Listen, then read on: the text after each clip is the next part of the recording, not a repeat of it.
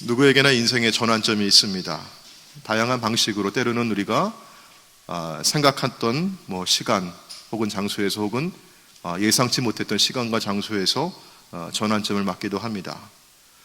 우리에게 인생의 전환점은 언제 어디서 올지 알 수 없으나 그 생의 전환점을 잘 통과하면 불행했던 과거를 끊고 보다 행복한 미래를 열어갈 수 있는 기회가 되기도 해요. 그래서 위기는 곧 기회다 하는 말을 우리가 하죠.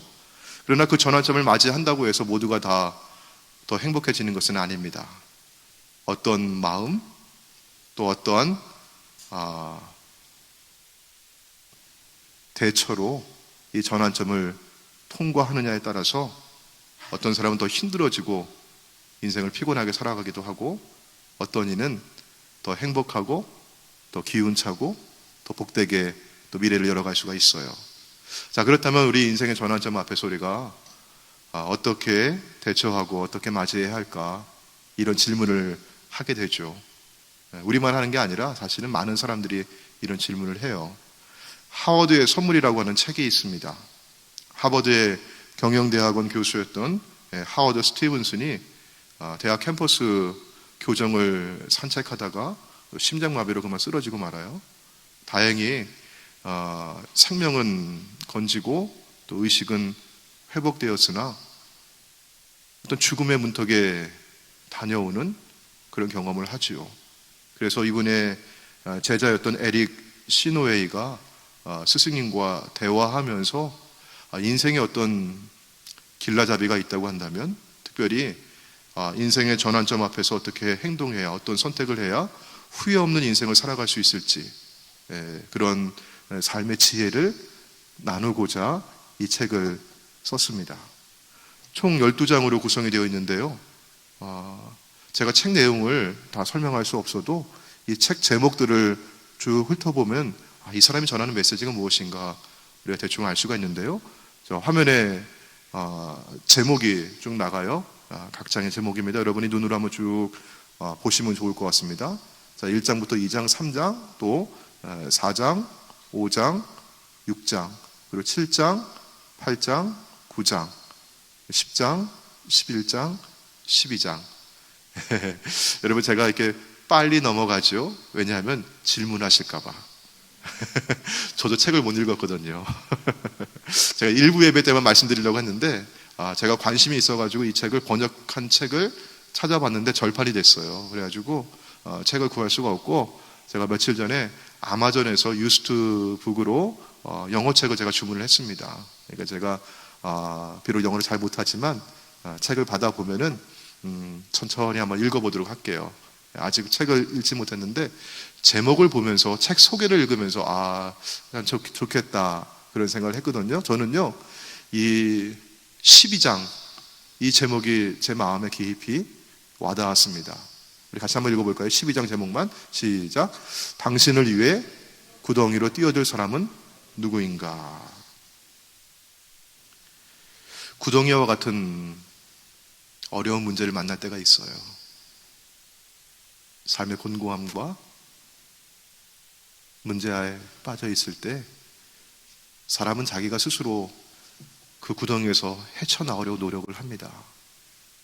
근데 그 노력할수록, 힘을 쓸수록 더 구덩이에 빠져가는 자신을 보게 되죠. 그때 누군가 나를 위해서 구덩이로 뛰어들 사람이 있는가? 여러분, 인생을 생각해 보면서 참 중요한 질문 가운데 하나입니다. 인생의 전환점을 생각할 때 구원의 경험보다 더 극적이고 획기적인 것이 무엇이 있겠습니까? 이스라엘 백성들은 애굽에서 430년간 종살이를 하다가 애굽을 나와요. 홍해 앞에 서게 됩니다. 홍해 앞으로 나아갈 수가 없어요. 뒤에는 애굽의 군대가 전체를 몰고 와서 뒤쫓고 있습니다. 앞으로 나아갈 수도 없고 뒤로 물러설 수도 없을 때, 그때 하나님께서는 홍해의 물을 가르시고 마른 땅을 밟듯이 그 땅을 건너게 하십니다. 여러분, 이 큰 구원을 경험한, 홍해를 건너온 이스라엘 백성들의 얼굴 표정을 한번 상상해 보세요. 여러분 어땠을까요?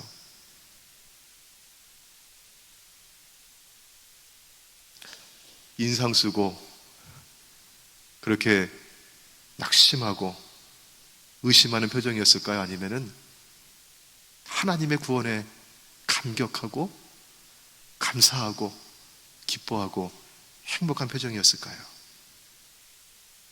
여러분 인생에서 이보다 더 드라마틱한 게 어디 있겠습니까? 사느냐 죽느냐의 기로에서 이만한 전환점이 어디 있겠습니까? 이 전환점을 통과하고 구원을 받은 이스라엘 백성들의 그 마음과 얼굴은 어떠했을까요? 여기 있는 우리 개인 모두에게도 우리 한 사람 한 사람에게도 인생의 전환점이 있습니다. 무엇이 여러분의 생애 가운데 전환점이 되었습니까? 누가 당신이 웅덩이에 빠져 있을 때 당신을 위해서 그 웅덩이에 뛰어들어 오셨습니까? 예수 그리스도입니다.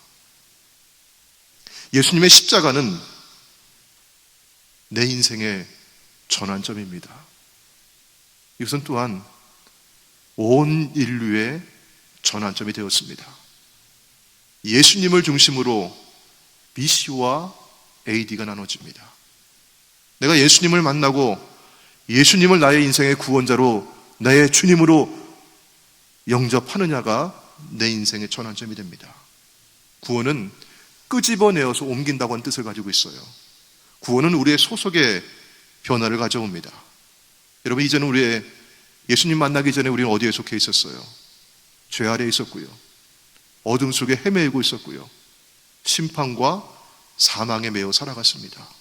예수님께서 그 웅덩이에 들어오셔서 우리를 끄집어내시고 건져 올리셔서 주님의 길과 진리와 생명 되시고 친히 우리가 건너갈 수 있는 다리가 되셔서 하나님께로 옮겨주셨습니다. 우리의 소속이 달라져요. 이제는 우리가 의와 빛, 구원과 생명에 속합니다. 사망에서 생명으로 옮겼습니다. 구원의 은혜를 누리며 그렇게 살아갑니다. 여러분이 얼마나 감사하고 기쁘고 행복한지요. 그러면 우리 얼굴에 이런 감사와 감격이 드러나고 있습니까? 오늘 이 예배를 드리면서 홍해를 건너왔던 출애굽한 이스라엘 백성들의 그 감정과 그 마음과 그 얼굴 표정이 오늘 저와 여러분 가운데 나타나고 있습니까? 기뻐하시길 바랍니다. 행복하시길 바랍니다. 감사하시길 바랍니다. 바로 오늘 주시는 이 말씀이 인생의 전환점을 통과하고 구원받은 우리 성도에게 주시는 하나님의 말씀입니다. 소속의 변화를 경험한 사람들이 새로운 소속에 걸맞는 삶을 어떻게 살아가야 할 것인지, 이제는 우리가 옷을 갈아입었어요. 새 사람이 되었어요. 새로운 신분을 입게 되었습니다. 어떻게 이 새로운 신분에 어울리는 삶을 살 수 있는지를 말씀합니다. 먼저 사도 바울은 17절에서 이렇게 선언을 합니다. 우리 같이 한번 읽어볼까요? 시작. 그런즉 누구든지 그리스도 안에 있으면 새로운 피조물이라. 이전 것은 지나갔으니 보라 새 것이 되었도다. 우리는 구원받은 성도입니다. 인생의 전환점을 통과하였습니다. 그리스도 안에 있으면 누구든지 새로운 피조물입니다. 더 이상 옛 소속, 옛 사람이 아닙니다. 새 사람입니다. 자, 그러면 우리의 무엇이 새로워졌는가? 첫째는 누구를 위해 사는지 삶의 목적이 새로워졌습니다. 사람들이 왜 인생의 전환점을 맞고자 하는가? 여러분, 어떤 사람들이 바뀌고 싶어 합니까? 어떤 분이 뭔가 좀 인생의 전환점을 맞고 싶고 뭔가 좀 새로워지고 싶어 하십니까? 더 이상 이렇게 살면 안 된다고 하는 어떤 위기의식을 느낄 때, 여러분 닥터한테 갔는데 더 이상 이렇게 살면 안 돼요, 큰일 납니다 하는 그런 이런 심장이 막히고 뇌가 막혀가는 그 혈관 사진을 보여주면서 할 때 여러분 어떻게 해요? 정신 차려야지, 안 되겠다? 인생의 전환점을 맞게 되죠. 그러면서 삶의 목적과 의미를 찾기 시작합니다. 여러분, 우리는 왜 삽니까? 아유, 목사님, 뭐 내 마음대로 사나요? 세상에 태어났으니 어쩔 수 없이 살아가는 것이죠. 에휴, 우리 엄마 아빠는 왜 만나서 그 밤을 보내셔가지고 나를 태어나게 하셨는지. 에휴, 힘들어요. 죽지 못해 사는 거지, 맞이 못해 사는 겁니다. 이렇게 말하시는 분들도 있어요. 안타깝습니다. 사람이 목적이 없으면요, 방황을 해요. 어디가로 갈지를 모르면 헤매입니다. 그러니 사는 게 재미없고요, 뭔가 집중할 만한 자극적인 것을 찾게 되어 있습니다. 거기에 몰두하죠. 그래서 여러분, 자극이 반복이 되면요, 점점 무디어집니다. 옛날에는 요만큼만 느껴도 흥분했는데, 좋았는데, 이 반복이 되면요, 요만큼으로는 성에 차질 않죠. 뭔가 더 집중할 만한 자극적인 것을 찾아 또 몰두하죠. 더 강한 것을 원합니다. 그러다 중독이 되고 결국은 폐인이 됩니다. 하나님 모르는 세상 사람들만 그렇게 사는 게 아니에요. 우리 많은 하나님의 사람들도 하나님의 자녀들이 구원받은 감격과 은혜와 그 사랑과 그 감사를 오래지 않아 잃어버리고, 기쁨도 감사도 감격도 없는 시들해진 신앙생활을 합니다. 영적인 성장도 더뎌요. 처음 예수 믿을 때는요, 은혜 받고자 그렇게 원하고요, 쏙쏙 스펀지에 물이 빨려 들어가듯이 그렇게 하나님의 말씀을 사모하는데 어느 순간부터는 기도가 안 된대요.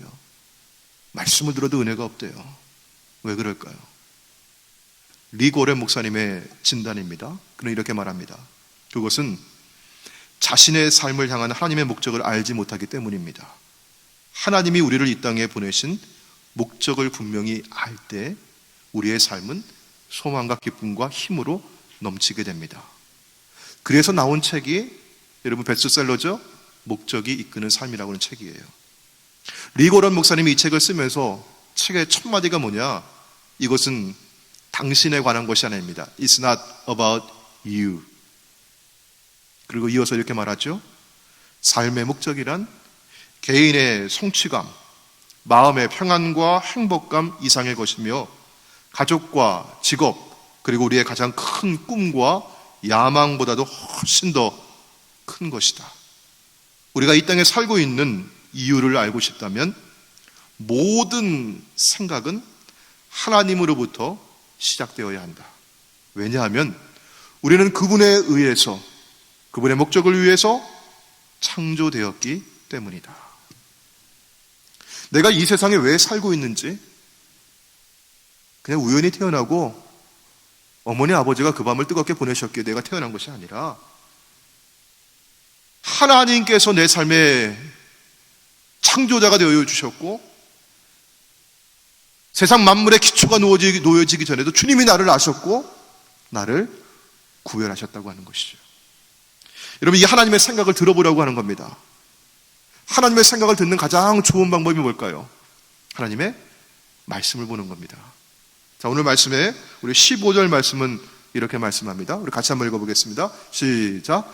그가 모든 사람을 대신하여 죽으심은 살아있는 자들로 하여금 다시는 그들 자신을 위하여 살지 않고 오직 그들을 대신하여 죽었다가 다시 살아나신 이를 위하여 살게 하려 하십니다. 인생의 전환점을 통과하기 전에 우리는 누구를 위해 살았나요? 내가 내 인생의 주인이었기에 나를 위해서 살았고 철저하게 나 중심으로 살았습니다. 그러나 나를 대신하여 죽으시고 나의 죄값을 다 갚아주신 그분이 나를 사셨습니다. 그러니 나는 더 이상 내 것이 아닙니다. 나는 그분의 것입니다. 예수님이 나의 주인이십니다. 내 인생의 중심입니다. 이제 다시는 자신을 위해 살지 않고 나를 위해 죽으셨다가 다시 사신 그리스도 예수를 위해 살라고 하시는 것이 주님의 말씀입니다. 사도 바울은 로마에 보내는 편지에서 이 말씀을 하고 있어요. 우리 중에, 우리 그리스도인들 중에서, 우리 믿는 사람들 중에서는 누구든지 자기를 위하여 사는 자가 없어요. 자기를 위하여 죽는 자도 없어요. 자, 우리 어떻게 살합니까? 8절 말씀 같이 읽습니다. 시작. 우리가 살아도 주를 위하여 살고 죽어도 주를 위하여 죽나니 그러므로 사나 죽으나 우리가 주의 것이로다. 바로 이것을 위해서 그리스도께서 죽었다가 다시 살아나셨어요. 우리는 주님의 것입니다. 예수님이 나의 주인이십니다. 그래서 바울은 주님을 위해 살고자 하는 마음이 너무나 강렬했습니다. 아주 굴뚝 같았어요. 어느 정도였을까요? 오늘 우리가 읽은 본문의 말씀 13절 말씀 보시면요, 우리가 만일 미쳤어도 하나님을 위한 것이요 라고 합니다. 하나님의 복음을 증거하고 하나님을 위해서 사역을 하고 예수 생명을 전파하는데 바울은 얼마나 열심히였는지 사람들이 뭐라 그래요? 미쳤어, 예수한테 미쳤어, 정신 나갔네, 그런 소리를 들을 정도로 아주 열심히였어요. 여러분, 미치니까요 힘들지가 않대요. 우리 옛날에 한국에서 여러분 마을마다 여러분 그런 분들 한 분씩 보셨죠? 여러분, 제가 비하해서 말씀드리는 거 아닙니다. 여러분, 미치니까 힘들지가 않아요. 맞아도 아프지가 않아요. 미치니까 행복해요. 저는 저와 우리 웨슬리 성도님들이 바울과 같이 예수 생명, 예수 복음 전하는데 미치기를 기도합니다. 그렇게 사는 게 힘들어요. 때로는 상처받기도 하고 시험 들기도 하고 아프기도 해요. 그래도 여러분, 미치면요 그거 몰라요. 행복해요. 행복하게 목회하고 싶어요. 오늘 목회자 감사주일로 우리 미국에서는 1992년부터 이렇게 10월 둘째 주일을 지켜와요. 근데 여러분, 이날만 우리 목회자한테 감사하는 날일까요? 늘 이렇게 우리 성도들의 영적 성장을 위해 수고하시는 우리 목사님들한테, 우리 전사님들께 늘 감사하고 격려하고 늘 같이 기뻐하면서 이렇게 신앙생활 했으면 좋겠습니다.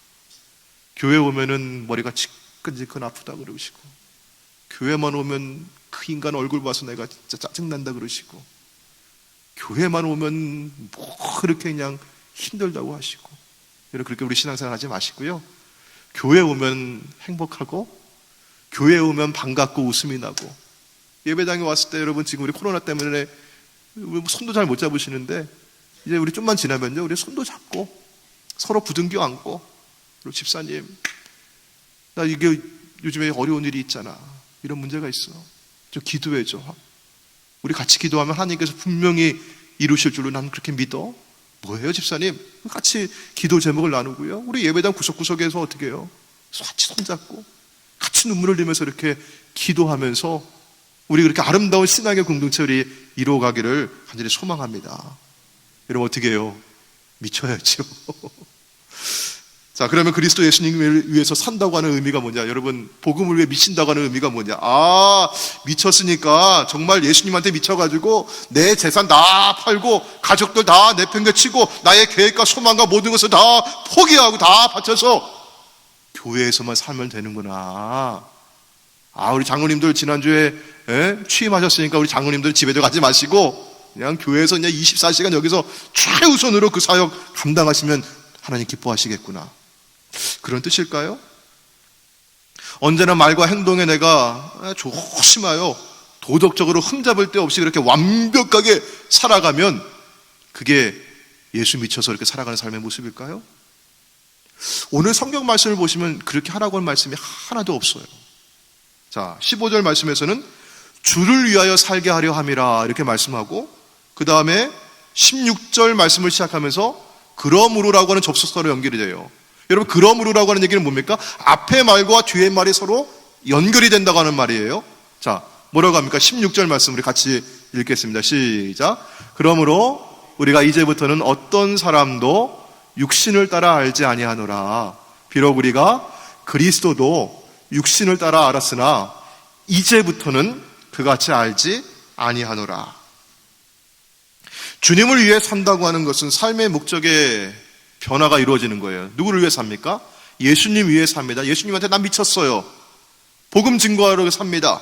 삶의 목적의 변화는 우리의 어떤 행동의 변화, 내가 도덕적으로 살아갑니다. 내가 윤리적으로 흠이 없는 사람이 됩니다. 내가 교회에서 이런 사역을 감당하면서 이렇게 충성을 다합니다. 내가 교회 떠나지 않고 늘 여기서 내가 기도하며 예배드리고 여기서 살고 있습니다.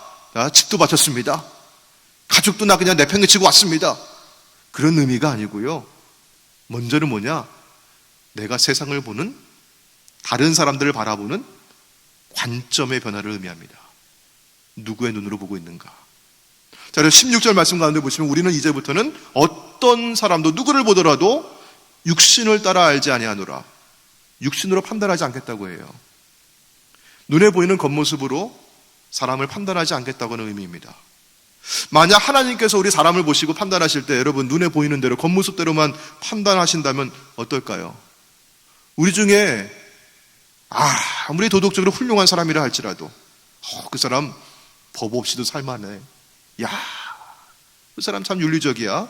모범적인 시민이야. 그렇게 얘기한다 할지라도 하나님 앞에서 나는 의롭다라고, 나는 의인이라고 말할 수 있는 사람이 어디 있겠어요? 의인은 없나니 하나도 없다 하지 않았습니까? 모든 사람이 죄를 범하였음에 하나님의 영광에 이르지 못한다고 말씀하지 않았나요?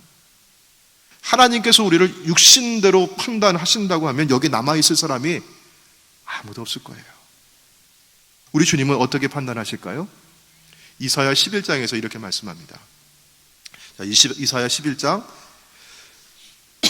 1절과 3절 말씀 보시면은 윗줄 친 것만 한번 볼게요. 어떻게 판단하신다고요? 그의 눈에 보이는 대로 심판하지 아니하며 그의 귀에 들리는 대로 판단하지 아니한다.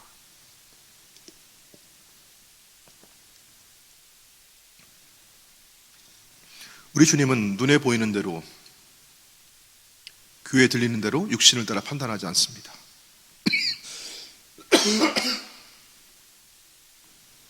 죄송합니다.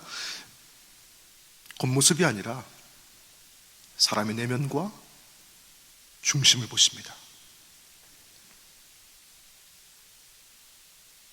우리는 예수님을 만나서 거듭나기 전에는 사람을 볼 때 겉모습으로 사람을 판단했어요. 이분 많이 갇히신 분이야. 이분 사회에서 존경 많이 받는 분이야. 그만한 지위가 있는 분이야. 이 사람 학식이 있어, 배운 사람이야. 사람 눈에 보이는, 들리는 겉모습으로 사람을 판단했어요. 예수님을 볼 때도 그랬어요. 그리스도를, 메시아를 기다린다고 하지만 예수님도 육신의 안목을 가지고 판단을 합니다. 그래서 바울은요, 예수님을 박해하는 사람이었습니다. 교회를 참멸하는 사람이었습니다. 그날도 예수 믿는 사람들 잡아들이기 위해서 담에색으로 가는 길이었어요. 그때 하늘에서 빛이 갑자기 그에게 둘러 비칩니다. 그리고 예수님의 음성이 들려와요. 나는 내가 핍박하는 예수라. 주님을 만난 거예요. 그때 사울이 땅에 엎드러지는데 일어나고 눈을 떴지만 아무것도 보지를 못합니다. 성령님은 아나니아에게 사울에게 가서 그를 안수하여 눈을 뜨게 하라고 하셔요. 아나니아가 그에게 가서 안수하고 기도할 때 그때 사울의 눈에서 비늘 같은 것이 떨어지고 감겼던 눈이 떠입니다. 다시 보게 되었습니다. 바울이 예수님을 만나고 눈이 감기고 뜨이는 이 인생의 전환점이 바로 다메섹 도상이었습니다. 사랑하는 여러분, 그리스도인은 누구일까요? 그리스도인은 바로 이런 사람입니다. 예수님을 만난 사람입니다. 예수님이 내 안에 계신 사람입니다. 다시 눈을 뜨고 그리스도를 보는 사람이고, 그 눈을 가지고 인생을 보는 사람이고, 세상을 보고 타인을 보는 사람입니다. 그리스도가 달라 보여요. 그리스도를 참멸하려고 하는, 핍박하려는 이가 예수를 전하고 예수의 생명을 증거하는 복음 전도자가 됩니다. 이전에 내가 중심이었을 때는, 나를 위해 살던 때는 세상이 다 누구를 위해 있어야 돼요? 나를 위해서 있어야 되는 거예요. 세상이 다 내가 중심이니까. 다른 사람은 어떻게 보이는 거예요? 내가 내 이익을 위해서, 나를 위해서 이용할 대상일 뿐이에요. 어떻게 하면 내가 저 사람 이용할까? 어떻게 하면 내가 저 사람 좀 그것 좀 가진 것 좀 뺏을까? 그렇게 보는 거죠. 예수 만나고 거듭나 사람이 달라지게 되면요, 그들을 이제는 이용할 대상이 아니라 내가 사랑할 대상으로 보게 됩니다. 내가 섬겨야 될 대상으로 보게 됩니다. 그래서 세상은 그리스도인들에 대해서 기대가 큰 거예요. 여러분, 누구의 눈으로 보는 걸까요? 내 안목이 아니라 그리스도의 눈을 가지고 보게 되는 것입니다. 자, 그러면 이제 인생의 목적이 달라지고 세상의 눈을 보는 눈이 달라지게 되면 내가 무엇을 하며 살아야 되는가? 이제는 내가 어떻게 살아야 되는가? 삶의 내용이 달라지게 됩니다. 바울은 박해자가 변화해서 증거자가 되었습니다. 하나님께서는 우리에게 이렇게 살라고 하시면서 직분을 주셔요. 우리 교회 안에서 집사님, 권사님, 장로님, 이것만 직분이 아니라 직분의 본질적인 의미는 바로 이겁니다. 자, 우리 18절 말씀이에요. 같이 읽습니다. 시작. 모든 것이 하나님께로서 났으며 그가 그리스도로 말미암아 우리를 자기와 화목하게 하시고 또 우리에게 화목하게 하는 직분을 주셨으니. 여러분, 어떤 직분을 주셨습니까?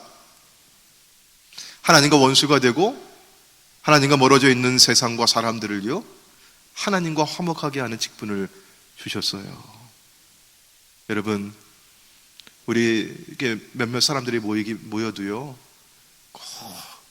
다툼을 일으키는 사람이 있어요. 보면은요, 문제를 일으키고 갈등을 일으키고 사람 감정을 상하게 하고 기분 나쁘게 하고 사람을 이렇게 떨어뜨리는 사람이 있어요. 보면 이렇게. 근데 어떤 분은요, 그분만 가면은요, 아주 냉랭했던 분위기도 화기애애해지고 서로 사람들을 어떻게 화목하게 하고 만나면 기분 좋고 서로 이렇게 아주 공동체를 이렇게 살리는 그런 분이 있어요. 여러분, 하나님께서 우리에게 주신 직분이 뭐냐? 화목하게 하는 그런 직분을 주셨어요. 세상이, 그리고 지금 자연 만물이 하나님과 멀어져 있습니다. 파괴되어 있습니다. 여러분, 어떻게 우리 믿는 성도들이 화목하게 하는 직분을 우리에게 주셨습니다. 자, 이 직분을 우리가 어떻게 감당할 것인가? 그러면 자, 우리 19절 말씀 모두 갑니다. 같이 읽을게요. 시작. 곧 하나님께서 그리스도 안에 계시사 세상을 자기와 화목하게 하시며 그들의 죄를 그들에게 돌리지 아니하시고 화목하게 하는 말씀을 우리에게 부탁하셨느니라. 화목하게 하는 말씀, 여러분, 이게 뭘까요? 이게 기쁜 소식입니다. 서로 지금 싸우고 나누고 분열되고 갈라지고 서로 갈등이 있는 그 사람들을 어떻게 해요? 이렇게 다시 만나게 하고 서로 화해하게 하고 서로 손잡게 하고 악수하게 하고 부둥켜 안게 하게 하면요, 그게 기쁜 소식 아니에요, 여러분? 원수같이 지내던 두 사람이 같이 만나가지고 그리스도 안에 우리가 형제와 우리가 자매입니다, 함께 손을 잡고 눈물을 흘리며 기도하고 있다면 이거만큼 기쁜 소식이 어디 있겠어요? 이게 복음입니다. 이게 복음입니다. 하나님께서는 우리에게 복음을 맡겨주셨어요. 부탁하셨어요. 이제 인생의 전환점을 통과하시고 우리 구원받은 성도님들은요, 무엇을 하며 인생을 사시기를 원하십니까? 예수 생명 전하는 복음 증거자로 사시기를 바랍니다. 바울과 같이 저는 복음을 전하는 일에, 예수 생명 전하는 일에 미치고 싶어요. 저만 미친 사람 소리 듣지 말고 우리 웨슬리의 성도님들 다 같이 그렇게 예수 복음에 미치기를 원합니다. 복음 전하는 자가 아름답습니다. 제가 요즘에 신방을 하면서 제가 도전하는 게 있어요. 남은 인생을 이제 어떻게 사시겠습니까? 남은 여생을 복음 전하는 데 사시길 바랍니다. 그렇게 도전하고 있습니다. 여러분, 우리 로마서 우리 10장에 있는 말씀인데요, 우리 같이 읽어보시면서 어떤 사람이 정말 아름다운 사람인가 같이 한번 읽어보겠습니다. 누구든지 주의 이름을 부르는 자는 구원을 받으리라. 그런즉 그들이 믿지 아니하는 일을 어찌 부르리요? 듣지도 못한 일을 어찌 믿으리요? 전파하는 자가 없이 어찌 들으리요? 보내심을 받지 아니하였으면 어찌 전파하리요? 기록된 바 아름답도다 좋은 소식을 전하는 자들의 발이여 함과 같으니라. 내년도 우리 교회 목회는, 우리의 사역은 복음을 전하는데 초점을 두겠습니다. 내년도 우리 교회 표어는요, 전도하는 성도. 근데 전도라고 하면 우리가 사람 데려오는 게 우선이라 생각해가지고 돈 주고 사람 데려오고 위협해서 데려오고, 안 와? 혼나? 위협해서 데려오고 꼬셔서 데려오고. 예. 근데 그렇게 데리고 오셔도 뭐 하나님이 변화시키면 변화되는데요, 첫 단추가 잘못 껴지기 시작하면은요, 그거 바로잡기가 쉽지 않아요. 그래서 전도하는 성도들인데, 뭘 전도하는 성도? 복음 전도하는 성도. 복음 전하시는 거예요. 그리고 열매 맺는 교회. 열매를 맺는 교회는 교인들 숫자가 늘어나는 게 문제가 아니에요. 사람들이 많이 늘어나졌다? 사도행전을 제가 보니까요, 그렇지 않더라고요. 구원받는 자가 날마다 더하더라. 그래서 우리 교회 내년도 표현은요, 한번 따라해 보겠습니다. 복음 전도하는 성도, 구원 열매 맺는 교회. 예, 여러분, 우리 교회 내년도 목회와 사역을 위해서 이 표어를 가지고 같이 기도해 주시길 바랍니다. 여러분, 당신의 인생의 전환점을 통과하셨는지요? 예수 그리스도를 당신의 구원자와 주님으로 고백하며 영접하여 인격적인 만남을 가지셨는지요? 언제입니까? 그러면 이제 변화된 신분에 걸맞는 삶을 어떻게 사시겠습니까? 누구를 위하여 살겠습니까? 누구의 눈으로 세상을 보시겠습니까? 무엇을 하며 살겠습니까? 오늘 이 질문들을 진지하게 마음에 받으시고 또 한 주간 묵상하시면서 응답하시기를 바랍니다.